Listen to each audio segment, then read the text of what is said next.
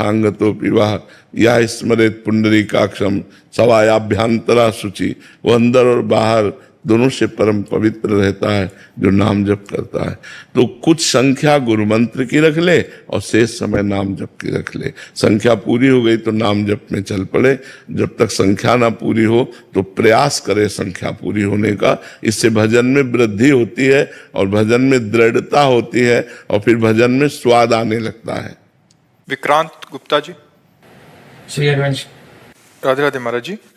महाराज जी, आपको social media के माध्यम से सुना और आपकी और श्री जी की कृपा से जिंदगी ही बदल गई। आपके बताए अनुसार मैं नाम जप कर रहा हूँ, क्या सिर्फ नाम जप से ही महाराज जी निकुंज वास मिलेगा? हो जाए, निरंतर नाम जप करते रहिए, नाम जप से हो जाएगा। महाराज जी, हम बाहर देश में रहते हैं, वहां बहुत मुश्किल है महाराज जी, ऐसे में हम कैसे भजन पारायण रहें? कुछ भी प्राप्त करना हो तो क्या मुश्किल नहीं है क्या? आप बताओ हमें। सब चीज मुश्किल है, उसके लिए हमें प्रयास करना पड़ता है। हमें पढ़ाई लिखाई दौड़ भाग सब करनी पड़ती है। तो ऐसे ही भगवत प्राप्ति के लिए हम इस मुश्किल को भी सहें, इस मुश्किल की समस्या से निकले। हम नाम जप करते हुए हर कार्य करें, गंदा भोजन न करें, गंदी बात न करें, गंदा आचरण न करें, नाम जप करें तो चाहे जहाँ। हमें लगता है देश विदेश में बहुत अच्छे अच्छे भक्त हैं।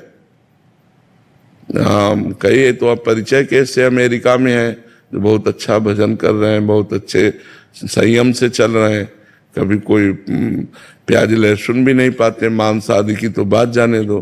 तो यदि हम सही ढंग से चलना चाहें तो कहीं भी चल सकते हैं, और सही ढंग से ना चलना चाहे तो भारत में भी नहीं चल सकते। नहीं, आप देखो ना।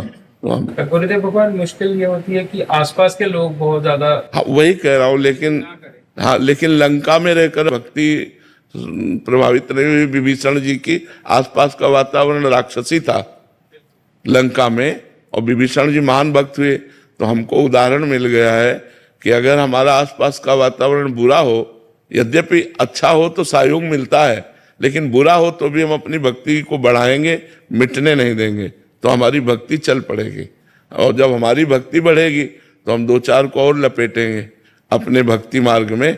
संसार के लपेटे में हम नहीं लपेटेंगे, हम अपने लपेटे में लपेटेंगे। तो तब तो भक्त हुआ कि दो चार को सुधार दिया, और खुद फिसल गया तो फिर हमें लगता है सावधान रहना चाहिए। आप सभी। शुभम जी दिल्ली से। श्री हरिवंश महाराज जी। श्री हरिवंश महाराज जी। महाराज जी, जब जब वृंदावन जाने के लिए निकलता हूँ तो हृदय बहुत जलता है। मन विभिन्न अन्य साधन करने के लिए बोलता है पर वृंदावन जाने के लिए मना करता है। इसी प्रकार जब जब श्री बांके बिहारी जी अन्य विभिन्न ठाकुरों के दर्शन करने जाता तो मन तत्क्षण खाने में, भोजन करने में या अन्य साधन करने में मतलब आतुर सा हो जाता है। महाराज जी, अंदर मंदिर में जाने का पाप, अंदर जो हमारे पाप है वो हमें प्रेरित करता है। जो हमारे अंदर दुष्टता है, वो जो पे दुष्ट हृदय सोई होई, मोरे सन्मुख आओ किशोई। उत्साह होना चाहिए। जैसे बेटे को माँ से मिलने के लिए उत्साह होता है, ऐसे हमें प्रभु के दर्शन के लिए, प्रभु के धाम के लिए, प्रभु के नाम के लिए आज अवसर मिला है। आज मैं भाग्य बिहारी जी से आंख मिलाऊंगा, राधा वल्लभ जी से आंख मिलाऊं, आज धाम जाएंगे, परिक्रमा करेंगे। एक उत्साह होना चाहिए। वो उत्साह पाप के कारण नहीं होता। पूर्व जन्मों के पाप ऐसे हैं जिनसे हृदय मलिन है, उत्साहहीन है, पर कृपा है आपके ऊपर। कृपा न होती तो आप धाम न आते, आप प्रश्न न करते, आप अपने दोष न देखते। उत्तम साधक वही है जो अपनी कमियों को प्रकाशित करे और अपने गुणों को छुपा ले। जबकि संसार में अपनी कमियों को छुपाकर और गुणों को प्रकाशित करते हैं। तो उत्तम साधक वही है। आप अच्छे बच्चे हो पर हट करके जाओ, हठ पूर्वक ठाकुर जी के दर्शन करने जाओ। मन की बात को मत मानो। जब समय मिले हठ पूर्वक धाम भाग कर आओ। जबकि ये अवस्था और मन तो तुम्हें जब छुट्टी मिलेगी तो क्लब ले जाने की सोचेगा, संसारिक मनोरंजन सोचेगा, भगवान की तरफ क्यों। पर कहीं ना कहीं पूर्व में भगवान की कृपा आपके ऊपर रही तो मनुष्य देह मिला, और ऐसी भावना भी है जिससे आप भगवत मार्ग में इसको परास्त करके निकल सकते हैं। अगर ये भी भावना धीरे धीरे कुमार्गगामी वृत्तियों से शांत हो गई तो फिर भगवत मार्ग का चांस ही नहीं रह जाएगा। इसलिए अभी चांस है, अभी हट करके इसको सतमार्ग में लगाइए और असत मार्ग में रोकिए। अच्छा भोजन पाना बुरी बात नहीं, लेकिन समय से भगवान को अर्पित करके धैर्य पूर्वक उसे पाना तो है ही। कितनी आतुरता क्या कि बिहारी जी के दर्शन नहीं करने, नहीं। जैसे ही आए वहाँ पे केवल दर्शन किए, प्रसाद भोग लगाया, फिर निकल गए। जैसे आप बताते हैं जो भक्तगण होते हैं वो आधे घंटे के घंटे उनकी आंखों से आंखें मिला, हाँ ऐसा वो करना रोक ही नहीं पाते बिल्कुल भी, बस जाने का। नहीं, उस समय हठ पूर्वक रोकना चाहिए। मन चला जाए तो चला जाए, आप शरीर को रोके रहिए बिहारी जी के सामने, ठीक है। सुनील मिश्रा जी। जी राधे राधे महाराज जी। महाराज जी, नाम जब किसी भी अवस्था में चाहे शुद्ध हो या अशुद्ध हो, या किसी भी स्थान पर चाहे शुद्ध हो या अशुद्ध हो कर सकते हैं, तो पूजा के लिए शुद्धता अनिवार्य क्यों है महाराज जी? पूजा के लिए जो नाम की एक महिमा है, नाम एक महिमा युक्त ऐसा है कि अपवित्र पवित्रो वा सर्वावस्थांगतो पिवा या स्मरेत पुंडरीकाक्षम सवायाभ्यंतरा शुचि। भगवान के नाम को आप जहां भी उच्चारण करेंगे तो अंदर और बाहर से पवित्र हो जाएंगे। नाम की महिमा है। पर अब जब हम भगवान की सेवा पूजा के लिए जाते हैं तो हमारे वस्त्र पवित्र होने चाहिए। जैसे मंत्र जप करना है तो अब हमको पवित्र होना पड़ेगा। शास्त्रीय सिद्धांत है, नाम जप के लिए छूट मिल गई कि हर समय आप कर सकते हो, लेकिन ठाकुर जी की सेवा करनी है, आपको मंत्र जाप करना है तो आपके वस्त्र पवित्र होने चाहिए, आपका शरीर पवित्र होना चाहिए, आपके विचार भी पवित्र होने चाहिए, तभी वो विशेष फलदायी होता है। तो हम नाम जप के प्रभाव से शरीर और विचार दोनों को पवित्र कर सकते हैं, और जल के प्रभाव से वस्त्र आदि को पवित्र कर सकते हैं। तो उसमें कोई विशेष हानि की बात नहीं। शास्त्रीय सिद्धांत है, कानून है, शास्त्रीय विधान है, तो उसको हमें मानना चाहिए।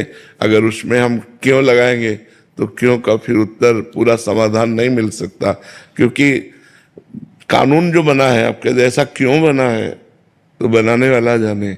ऐसे वैदिक सिद्धांत जो बने हैं वो महर्षियों के द्वारा, ब्रह्म ऋषियों के द्वारा बनाए गए हैं, तो हमें मानना चाहिए। नाम को आप किसी भी दशा में जप सकते हैं, मंत्र को पवित्र दशा में जप सकते हैं। भगवान की पूजा गृह में पवित्र होकर प्रवेश कीजिए और पवित्र भाव से पवित्र वस्तुओं के द्वारा भगवान की आराधना कीजिए। ऐसा शास्त्रीय सिद्धांत है, कानून है। मनोज निश्चल जी। राम महाराज जी। महाराज जी, कोटि कोटि प्रणाम। महाराज जी, आपके द्वारा बताए हुए मार्ग पर चलने का प्रयास कर रहा हूँ। महाराज जी, इस जीवन की शाम होने से पहले मैं एक बार भगवान श्री कृष्ण को देखना चाहता हूँ। महाराज जी, ये तो बहुत बड़ी बात है। मतलब भगवत साक्षात्कार करना चाहते हो तो बहुत खूब नाम जप करो और भगवान से रो रो कर प्रार्थना करो। रुदु सुस्वरम राजन कृष्ण दर्शन लालसा। भगवान के मिलन के लिए रोना आ जाए। अब हमारा बस तो कुछ है नहीं, क्योंकि आप अव्यक्त हो, दिखाई दे नहीं रहे, पर मैं देखना चाहता हूं, कैसे करूं प्रभु। और रो रो कर अंदर से हम पुकारें तो भगवान करुणामय है, दयामय है, वो कृपा करेंगे और हमें दर्शन देंगे। जब गोपी जनों ने रास में भगवान के अंतर ध्यान हो जाने पर प्रयास किया, भगवान की लीला का अनुकरण किया, वृंदावन की लता पताओं से पूछा, ढूंढा, जब नहीं मिली तो एक उपाय बचा, रोना। सब गोपी जन एकत्रित होकर और भगवान के लिए रोने लगी। तो रुदु सुस्वरम राजन कृष्ण दर्शन, ऊंचे स्वर से चिल्ला चिल्ला के रोने लगी, हा कृष्ण हा कृष्ण। तो तासा मावीर भूत चौरी, इसमें मान मुखाम्बुजा पीताम्बर धरास्त्रग्वी, साक्षात मनमथ मन्म था। उन्हीं के बीच में काम के भी मन को मथ देने वाला सौंदर्य धारण किए हुए भगवान प्रकट हो गए। तो हम जब रो रो कर भगवान को पुकारेंगे और लालसा रखेंगे कि वो हमें दर्शन दे, तो जरूर करुणा में भगवान है। वो हमारे साधन पक्ष को ना देखकर हमारे भाव पक्ष को देखते हैं, इसलिए बहुत शीघ्र दर्शन हो सकते हैं।